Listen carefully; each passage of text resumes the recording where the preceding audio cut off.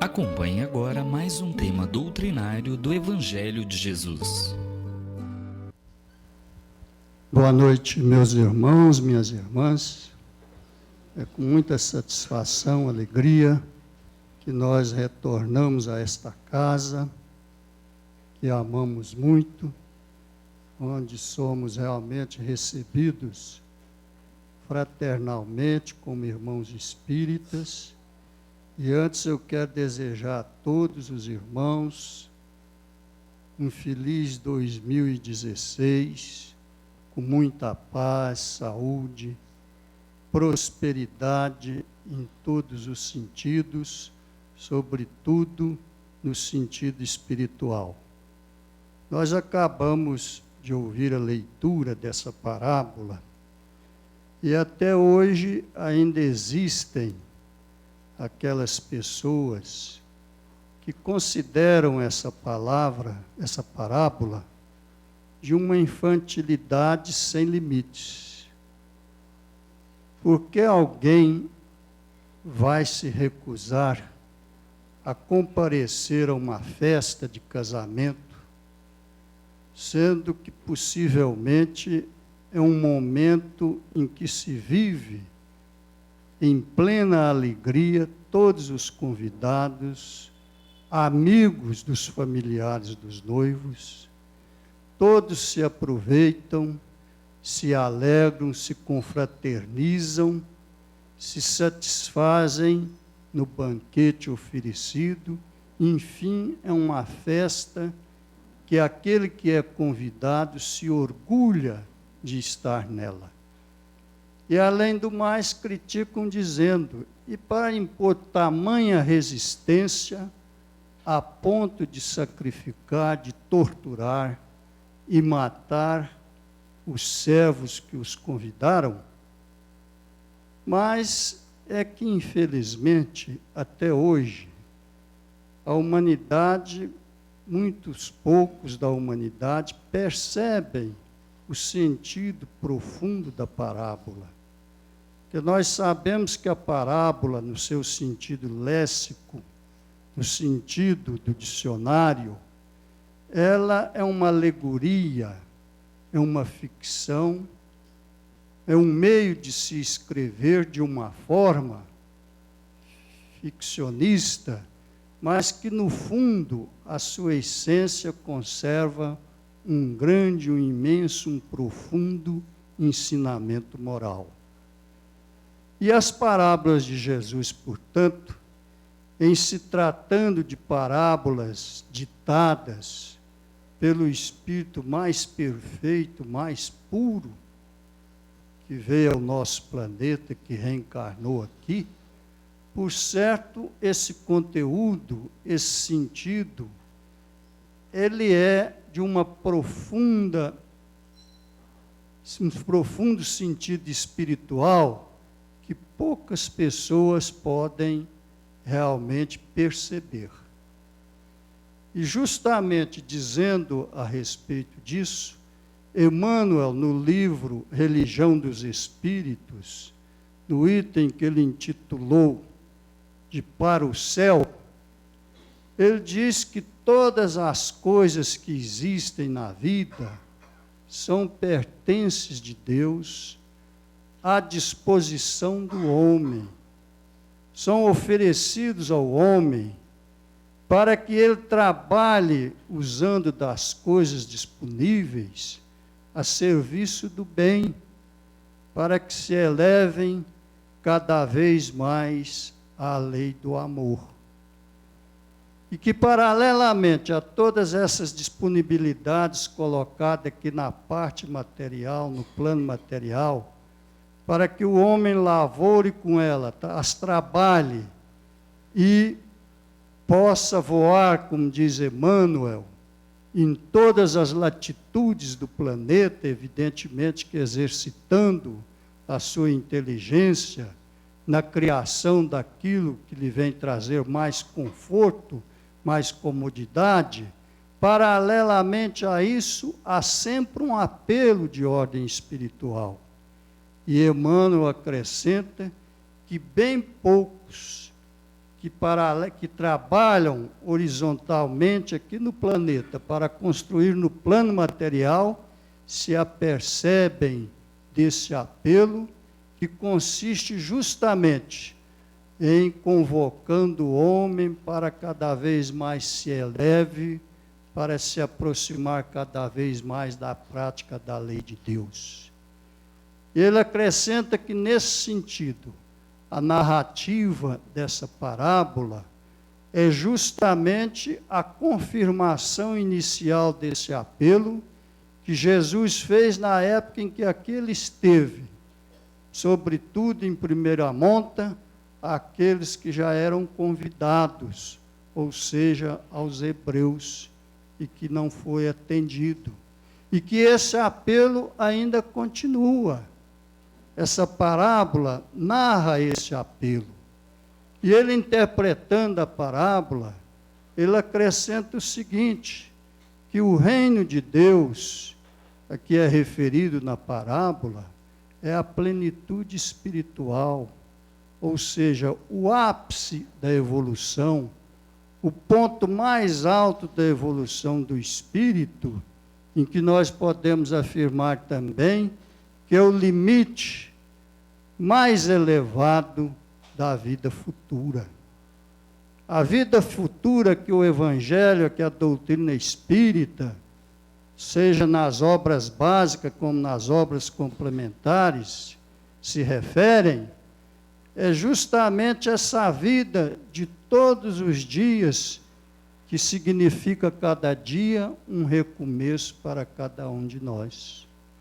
E essa plenitude espiritual, essa sublimação espiritual que é o reino de Deus, evidentemente que deve ser o limite final da vida futura, em que nós sabemos até onde vai, não sabemos até onde vai. Então, queridos irmãos, o reino de Deus, na interpretação dessa palavra, portanto, é a plenitude espiritual. O rei é justamente Deus, que convoca a todos nós para conquistarmos essa plenitude espiritual. O Filho, em nome do qual ele faz a festa, as bodas, é justamente Jesus. Jesus é o que o Filho nessas bodas apresentada por ele mesmo. E as iguarias, todas elas, representam os ensinamentos do Evangelho de Jesus. Então, a displicência, o pouco caso que se faz das coisas espirituais, representam, simbolizam justamente os maus tratos e a morte dos servos. Então, é uma interpretação muito simples, mas de uma profundidade muito grande. E por que é que primeiro, justamente, foram convidados, ou foram chamados, aqueles que já haviam sido convidados? Está bem claro na parábola que o rei mandou que os servos chamassem aqueles que já haviam sido convidados para essas bodas. E quais eram esses? Justamente os hebreus, porque aqueles que já tinham uma aproximação justamente com as coisas do reino de Deus. Era o povo escolhido. E segundo afirma Herculano Pires, um extraordinário livro que ele escreveu, chamado O Tempo e o Espírito, os hebreus foram escolhidos não por serem o povo privilegiado, o povo preferido de Deus, não. É porque foi o povo que saiu à frente dos demais na inteligência.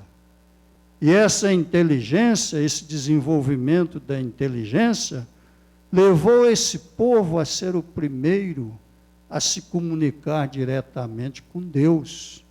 O primeiro a lançar ao conhecimento da humanidade a crença na existência de um Deus único. Daí a razão por que eles foram os primeiros convidados e escolhidos por Deus para que as manifestações da chamada era cristã viessem através deles, as revelações, nos seus 3 momentos, né? Com Moisés, que trouxe justamente pela primeira vez para os hebreus o conhecimento das leis divinas, as leis morais, através dos 10 mandamentos, recebidos mediunicamente no Monte Sinai. E para que isso acontecesse, os senhores verificam que desde Abraão, que existiu há mais de 1.500 anos antes da vinda de Moisés, nós verificamos que Deus já falava com ele. Inclusive prometeu a ele que através dele haveria de haver uma grande nação tão numerosa quanto as estrelas do céu. E esse povo, para se formar em nação hebreia, tiver de passar por um longo cativeiro no Egito, sofrendo duramente, justamente para que cultivasse, ainda de forma rudimentar, uma humildade que pudesse, através dela, da humildade, sobretudo da disciplina, da fé na existência de um Deus único, recebesse esse primeiro momento da revelação cristã que se deu justamente com Moisés através do recebimento dos 10 mandamentos. Então, eles são os primeiros convidados justamente por isso. Mas eles não atenderam por quê? Porque eles já tinham se afastado também, depois de mais de 1.500 anos em que Moisés recebeu os 10 mandamentos, dos ensinamentos morais que esses mandamentos trouxeram. Eles acharam mais fácil, evidentemente que é, seguir a parte exterior dos rituais do que realmente pôr em prática aquelas exigências morais contidas nos 10 mandamentos. Daí a razão, sobretudo, da recusa deles. E não se pode acusar todo o povo hebreu, não. Segundo as interpretações, os principais responsáveis por essa recusa são justamente os fariseus e os saduceus, que cultivavam, sobretudo, de forma mais intensa do que as demais pessoas hebreias, o orgulho e o egoísmo. O orgulho e o egoísmo de então é que impossibilitaram o reconhecimento do Cristo como o Messias prometido. Eles esperavam o Messias guerreiro, o Messias que haveria de conquistar o mundo todo, para que eles pudessem imperar sobre o mundo e impor, pela força, a crença na existência de um Deus único. E isso nós vemos claramente, até sendo o pensamento de Paulo de Tarso. Quem já leu o livro Paulo e Estevão, vê perfeitamente lá que a intenção de Paulo de Tarso, ao perseguir os cristãos, era justamente baseado nesse princípio de que a nação hebraica tinha sido escolhida para dominar o mundo todo e estava à espera do Messias para libertá-los dos romanos, para que eles impusessem a crença na existência de um Deus único. E Deus foi tão benevolente para com eles, que mandou os servos novamente convidá-los. Está tudo preparado, os bois gordos, os cevados foram preparados, a ceia está pronta, só faltam os convidados. Então, aqueles que não desistiram de ir, se escusaram de ir porque tinham de ver seus negócios, visitar suas casas de campo, são justamente os hebreus que estavam voltados diretamente para as coisas materiais. Aqueles que já haviam se desconectado de qualquer aspecto moral dos ensinamentos do Velho Testamento, porque sobre a espiritualidade, quase nada eles conheciam, a não ser que a vida continuaria e que existia um lugar para onde o ressuscitado iria, mas não sabia por que meio e nem como era esse lugar. Bom, então essa é a primeira fase da parábola. Então o rei, evidentemente, que se irritou, não é? Mandou os seus exércitos, matou os assassinos, não é? Destruiu quase toda a cidade. E isso, na interpretação da parábola, significa justamente a presença da lei de ação e reação. Depois que Cristo foi crucificado, o que aconteceu no ano 70?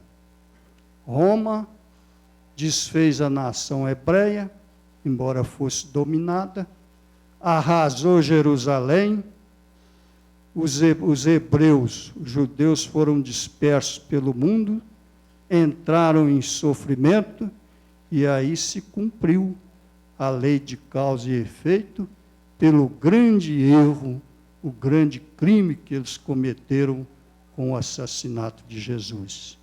Então foi daí que convidaram a todos. Então o reino de Deus, ele existe para todas as criaturas. E hoje nós temos ainda aqueles que não o reconhecem, que não estão despertados, que não atenderam ainda o apelo de Deus. E esses, evidentemente, que são em grande maioria. Então, aí é que entrou Paulo de Tarso, pregando o Evangelho de Jesus para os gentios. Os outros discípulos pregando em outras regiões do planeta, dizendo que os tempos chegaram. Agora, os tempos chegados não têm limite. Nós verificamos que até hoje ainda está se dizendo que o tempo é chegado. Mas esse tempo chegado é justamente em decorrência dessa evolução, que ela não se fará de uma vez. O salto não é de uma vez, não é de extensão, é quântico, é a conta-gotas, é de acordo com a capacidade evolutiva de cada um, com o esforço que cada um faz para evoluir, para conquistar o reino de Deus, que é nada mais, nada menos do que a sua sublimação, a sua plenitude espiritual, ou seja, a plenitude espiritual e sublimação de cada um. E eles começam a fazer aqui mesmo, começa a ser feito aqui no nosso plano, no plano material. Por isso é que a doutrina espírita está sempre nos falando sobre a transformação íntima. Não é a mudança, é a transformação. Mudar e transformar tem sentidos diferentes. Mudar é mudar uma coisa de lugar, transformar é transformar essa coisa em outra. No nosso caso, a nossa transformação íntima ocorre em que nós devamos nos transformar para melhor, sempre em direção a essa plenitude espiritual. Para tanto, nós temos de nos libertar, em primeiro plano, do orgulho, do egoísmo, das nossas más tendências, dos nossos impulsos negativos. E não basta apenas ter fé, como diz a própria doutrina, estudar, frequentar o centro espírita, ser espírita, fazer palestra, expor o Evangelho, é preciso vivenciar o cristianismo em todos os seus ensinamentos, porque hoje todo mundo conhece a doutrina espírita. Até Gandhi dizia que se perdesse todos os livros religiosos do mundo, sobrasse apenas o Sermão da Montanha, a humanidade nada teria perdido em sentido de religião. E é justamente isso. Por quê? Porque para o próprio Gandhi, o cristianismo é a síntese de todas as grandes religiões. É mais novo, portanto, contém tudo aquilo que já foi trazido para o conhecimento da humanidade. É a síntese de todos os conhecimentos para a conquista da plenitude da sublimação espiritual do homem. E nós estamos aqui ainda engatinhando, estamos pelejando para pôr em prática os ensinamentos do Evangelho. Daí a razão por que não tem hora nem momento, é um procedimento prolongado, podemos dizer até infinito. Nós não sabemos aonde está o limite final da vida futura, onde se dá essa plenitude espiritual, essa sublimação espiritual. Por quê? Porque ela começa dentro de cada um de nós. E nós ainda estamos aqui em um planeta onde existe o maior número de espíritos encarnados em níveis diferenciados de evolução. Daí a razão de todas as inconsequências, de todo o tumulto, de toda a evolução em que a humanidade vive nela. Mas já estamos caminhando, sempre caminhando para frente. Já estamos deixando esse planeta de expiações e provas e adentrando já ao planeta de regeneração. Possivelmente, uma porção bem maior de espíritos aqui encarnados e espíritos também na esfera do planeta já estão com passe dentro desse novo momento que será o planeta de regeneração. Mas grande maioria, por certo, sobretudo aqueles que não poderão alcançar o reino do céu porque não têm a pureza do coração, não estavam revestidos da túnica nupcial. Quais são esses? Nós os conhecemos bem, analisando a nós mesmos, nossos impulsos, observando o que anda acontecendo no planeta. Esses são os corruptos, os viciosos, viciados também. São aqueles que trazem no coração a maldade. São aqueles que não dão a mínima para as coisas espirituais. São aqueles que fazem da vida material o limite de toda a vida. E nós sabemos que a vida é eterna, o espírito é imortal. Se ele é imortal, portanto, ele deve ser eterno dentro das devidas limitações. Portanto, a vida não se resume só no plano material. Quantos não fazem verdadeiros absurdos para viver confortavelmente, comodamente, materialmente, aqui no plano material, prejudicando milhões e bilhões de irmãos, de semelhantes aqui encarnados. Os fazedores de guerra, esses também não haverão de conquistar tão cedo a plenitude espiritual. Esses são aqueles que o rei, encontrando sem a túnica nupcial, aquele, que simboliza todos estes, mandou que o atasse de pé e mão e jogasse nas trevas exteriores, onde haveria ranger de dentes. Esse ranger de dentes, na interpretação da parábola, significa reencarnações dolorosas. Os absurdos que nós temos visto por aí representam esses que vão ter de se reencarnar em situações dolorosas, infelizmente. E esse apelo que a espiritualidade nos faz, nós às vezes também, pelo condicionamento em que vivemos aqui no plano material, também deixamos de atender. Nós que temos conhecimento da doutrina espírita, mas é natural. As quedas são naturais. Agora, o que será avaliado é o esforço que cada um faz, apesar das quedas que leva, justamente para fazer essas conquistas sublimes da espiritualidade. E a doutrina espírita foi nos trazida como consolador prometido para esclarecer, confirmar tudo que Jesus disse, esclarecer tudo que ele falou por alegorias e acrescentar ainda mais, nos trazendo mais conhecimentos. E daí a razão por que Emmanuel, ao responder a questão 271 do livro O Consolador, no final dessa resposta, ele diz que o Espiritismo está aqui para cuidar da sublimação espiritual do homem em milhares de anos por vindouros, futuros por vindouros, milhares de anos.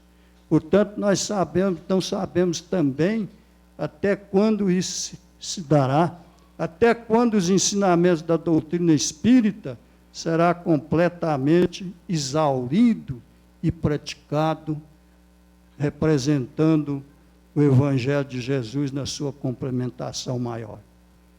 Meus queridos irmãos, eu gostaria de encerrar.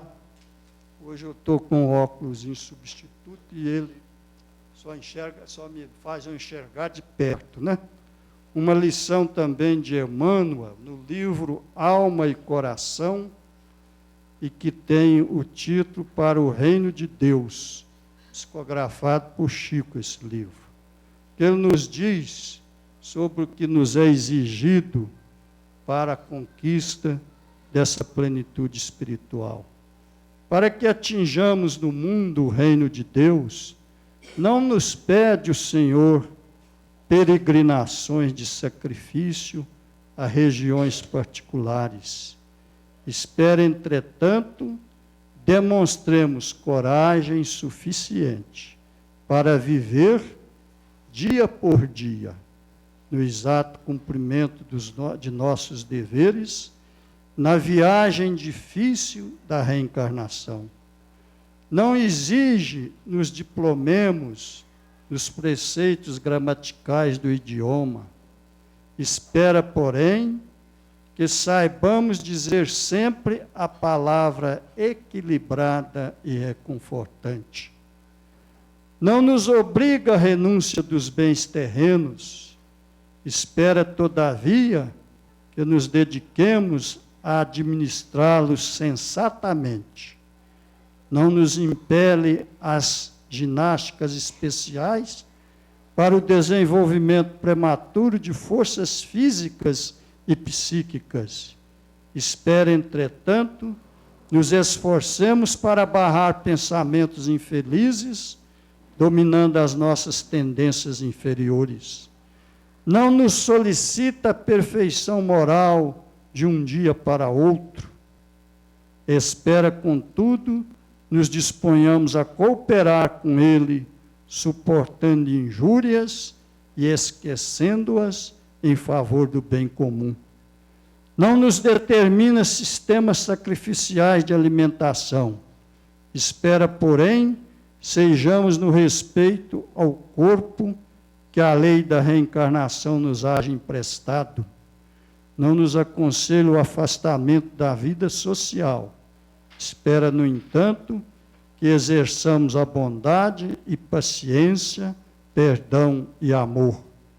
Jesus nos pede o impossível, solicita-nos apenas, Jesus não nos pede o impossível, digo, solicita-nos apenas a colaboração e trabalho na medida de nossas possibilidades humanas, cabendo-nos, porém, observar que, se todos aguardamos ansiosamente o mundo feliz de amanhã, é preciso lembrar que, assim como um edifício se levanta da base, o reino de Deus começa de nós. Muito obrigado.